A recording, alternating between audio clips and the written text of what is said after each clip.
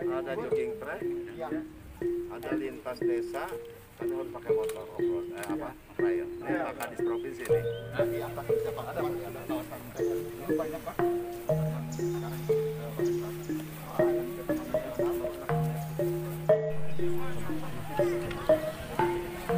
Buntu awalnya di tahun pertengahan 2011 itu ada dari salah satu perguruan tinggi Jakarta itu mengadakan survei, mengadakan observasi, mengadakan uji kelayakan 3 mahasiswa di sana kiri ini.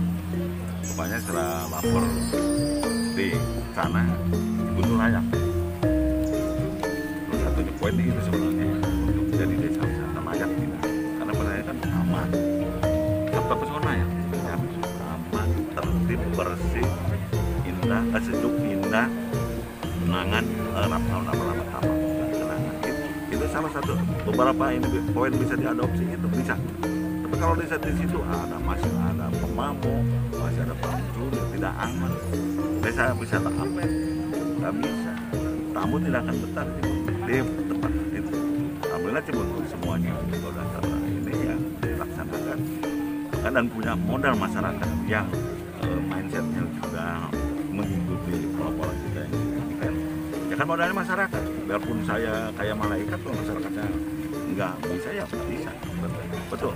Jadi saya awalnya situ ya harus sabtu pesona dan saya juga dapat juara 1 sabtu pesona ya. Masalah itu ya kami terapkan semua itu sehingga di tahun hanya sebentar Cibuntut dinyatakan dideklarasikan menjadi desa wisata pertengahan tahun 2011 diobservasi dan langsung dibina awal di Februari 2012 udah bisa soft launching.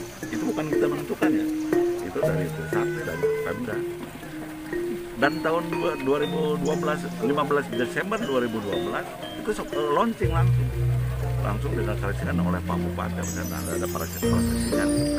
Salah satunya yang dimiliki Desa Cibuntut itu kabarnya ada sedekah bumi itu ya, Pak. Itu budayanya tiap tahun dia diselenggarakan dan bulan Oktober. Masih.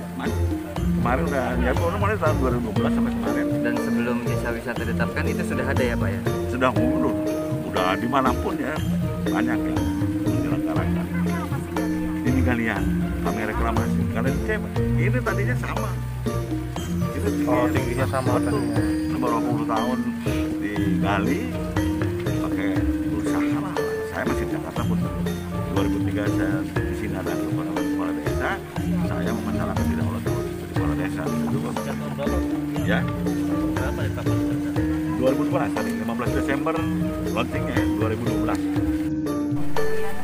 Itu begitu saya 2003 sebagai kepala desa datang dari Pemda, Kabak Humas, Kabak Ekonomi, datang malam-malam datang ke saya bertanya, Pak Kubo biar belum dilantik saya tanya, galian cek lanjut apa stop? Iya pengusaha, tanahnya tanah milik masyarakat. Warga sini Pak pengusaha? Warganya warga Seda. Oh pengusahanya bukan, campur lah. Langsung saya stop. Jadi itulah makanya menutup galian itu paling sulit kan. Paling sulit makanya harus punya power namanya kepala desa. Gitu tuh deh.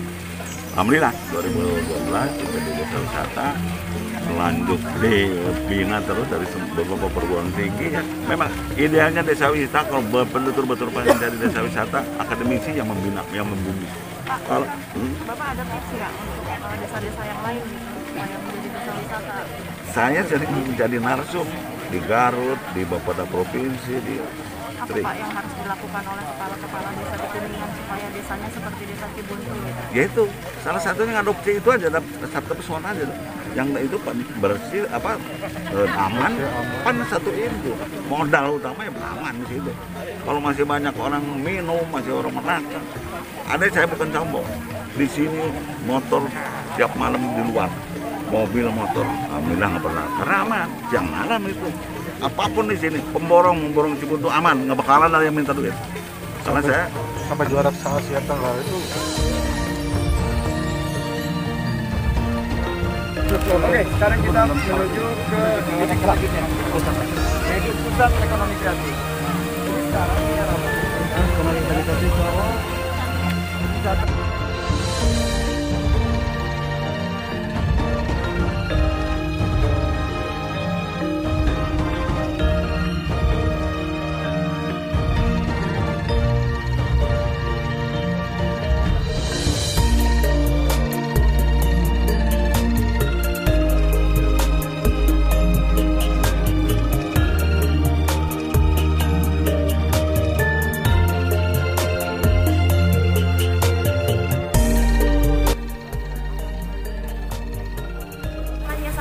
Bukan berarti diabaikan. Kalian harus mengambil sampah yang kalian lihat dan buang di tempat yang benar.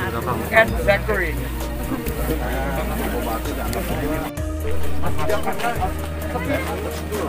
Ada aja orang datang bisa juga menolak ya kalau kepala dengan kan nggak bisa lah itu. Kita harus buangnya di sampah non-organik. Ini tadi contoh baik dari Cinta yang mudah-mudahan seluruh pengelola desa wisata dan anak-anak muda yang baik yang ikut mengelola desa wisata, masyarakat setempat maupun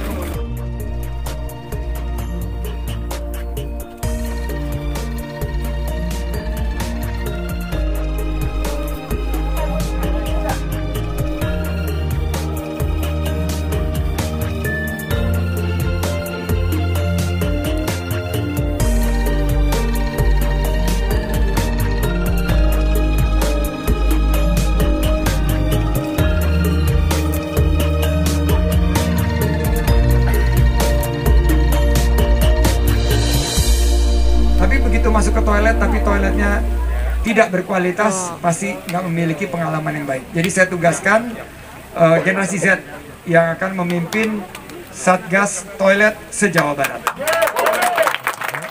Hari ini kita setengah dari pagi kita habiskan di Desa Cibuntu, Kecamatan Pasawahan, Kabupaten Kuningan. Dan luar biasa pengalaman kita.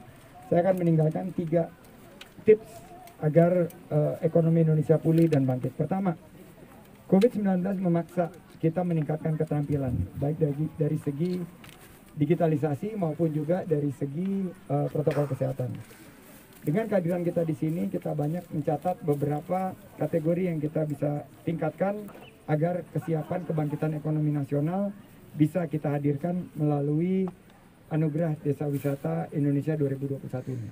Yang kedua, kenapa desa wisata? Karena ini adalah kebijakan yang berkeadilan. Begitu banyak masyarakat yang terlibat di sini.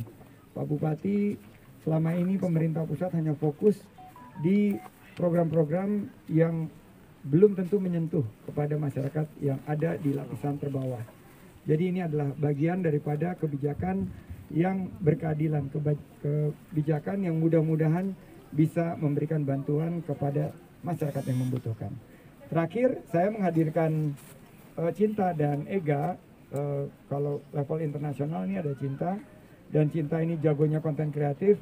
Generasi Z merupakan satu generasi yang menurut saya harus kita terus libatkan dalam pengembangan desa wisata ke depan. Dan Ega sebagai tokoh lokal, saya titipkan agar konten-konten kreatif ini bisa mengajak masyarakat untuk mulai mengapresiasi desa wisata sebagai simbol kebangkitan ekonomi nasional.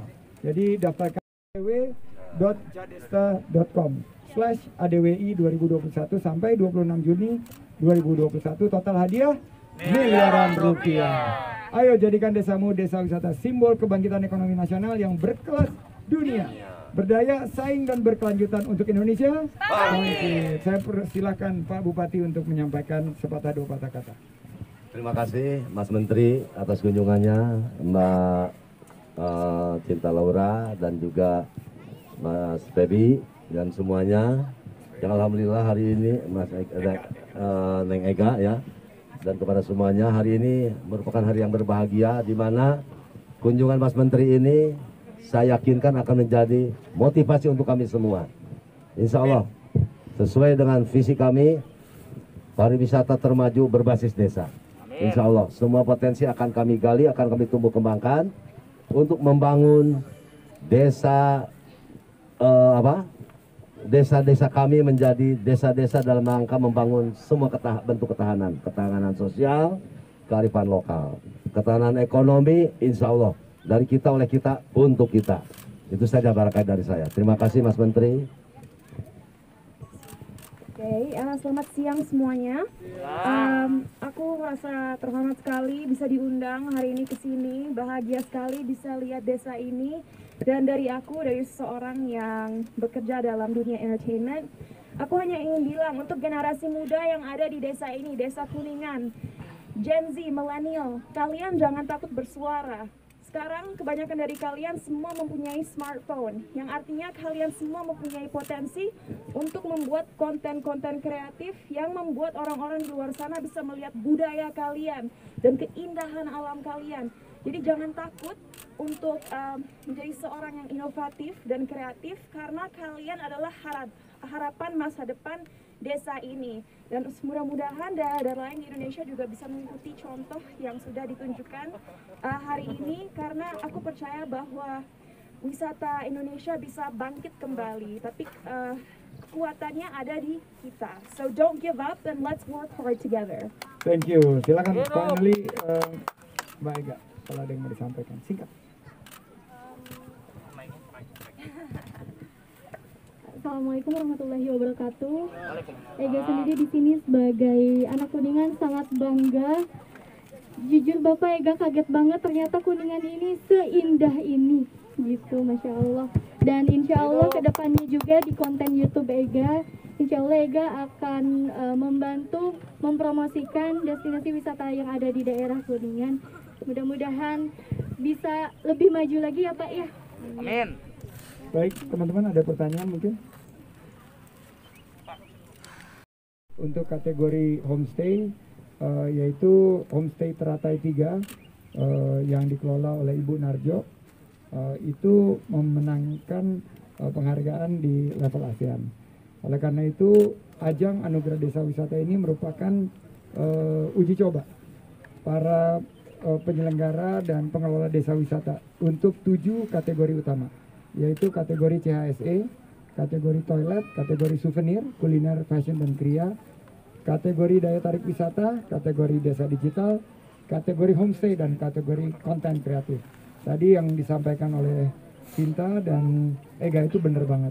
Kita nggak akan mungkin bisa bercerita untuk ke generasi Z dan milenial kalau kita tidak membuat konten-konten yang mengajak mereka mengapresiasi desa-desa yang ada di sekitar kita, sehingga ini menjadi simbol kebangkitan ekonomi nasional. Cukup? Pak. Satu lagi silakan. Silakan.